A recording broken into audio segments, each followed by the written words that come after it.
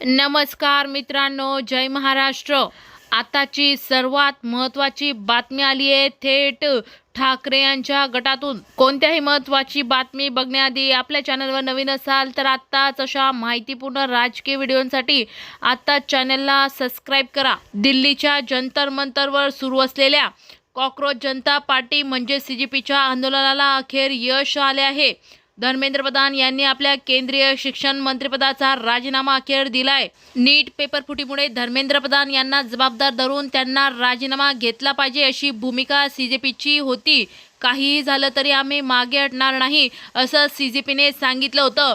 दरम्यान प्रधान यांच्या राजीनाम्यानंतर आता जंतर मंतरवरील आंदोलन संपले आहे असं मानलं जात होतं, परंतु सीजेपीचे संस्थापक अभिजित दिपके यांनी समोर येत आमचे दिल्लीतील आंदोलन सुरूच राहील असं सांगितलंय। त्यांनी केंद्र सरकारकडे 2 महत्त्वाच्या मागण्या केल्या आहेत। भाजप सरकारमध्ये कधीही राजीनामे होत नसतात, परंतु या युवकांच्या पुढे भाजप सरकारने देखील आता हात टेकले आहेत। सीजेपी म्हटले की आम्ही कॉकरोच आहोत, आम्ही लगेच मैदान सोडणार नाही। आमच्या आणखी 2 मागण्या आहेत असंही ते म्हणाले। ज्या विद्यार्थ्यांनी आत्महत्या केल्या त्या विद्यार्थ्यांच्या कुटुंबाला 1 कोटीची आर्थिक मदत दिली पाहिजे। गुंडगिरी करणाऱ्या पोलिसांनी जो लाठीचार्ज केला होता त्यांच्यावर कडक कारवाई झालीच पाहिजे। 20 जुलैनंतर ज्या ज्या विद्यार्थ्यांवर कारवाई झाली, गुन्हे दाखल झाले ते सर्व मागे घेतले पाहिजेत अशा मागण्या त्यांनी केल्या आहेत। दरम्यान आता दिपके यांच्या मागण्यांवर सरकार काय निर्णय घेणार हे पाहण्याचं देखील महत्त्वाचं ठरेल।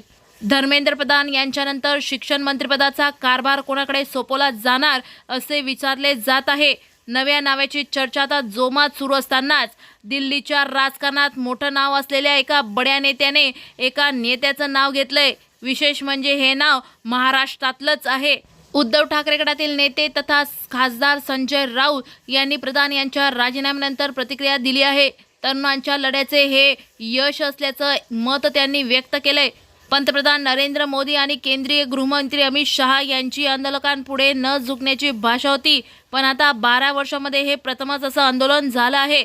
याच आंदोलनामुळे केंद्रीय मंत्र्याला राजीनामा द्यावा लागला आहे।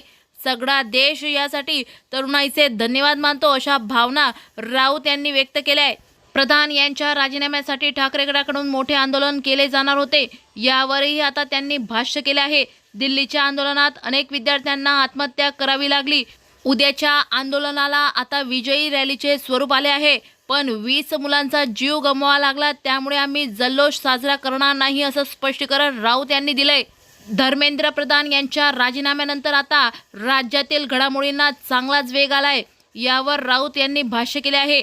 तसेच मुख्यमंत्री देवेंद्र फडणवीस यांना केंद्रीय शिक्षण मंत्री पद दिले जाऊ शकते असे भाकीत व्यक्त त्यांनी केलंय।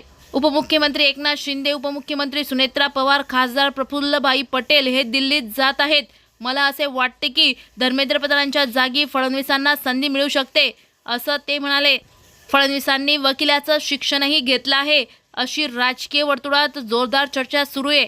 तरी मित्रांनो, पुढचं शिक्षण मंत्री पद कोणाला मिळावं हे तुमच्या मनात नेमकं नाव कोणाचं हे कमेंट बॉक्समध्ये सांगायला विसरू नका। जय हिंद, जय महाराष्ट्र।